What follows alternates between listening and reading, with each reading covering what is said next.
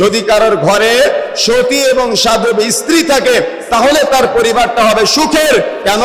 স্বামী সব সময় চলে যায় বাড়ির বাইরে ইনকাম করার জন্য, উপার্জন করার জন্য, আর মা বাড়িতে থাকে সন্তান লালন পালন করার জন্য। কিন্তু সেই মা যদি সতী এবং সাধবী না হয় তাহলে পশ্চিমকালেও সন্তান আদর্শিত হবে না। কথা বুঝতে পেরেছেন? মা যদি আদর্শ না হয় তাহলে সন্তান আদর্শ হবে না। কেন? বাবা তো উপার্জনের জন্য সবসময় বাহিরে থাকে, আর মায়ের কাছে সন্তান থাকে। সন্তানকে গড়ে তোলার উপযুক্ত সময় একেবারে 1 থেকে 7 থেকে 10 বছর বয়স পর্যন্ত।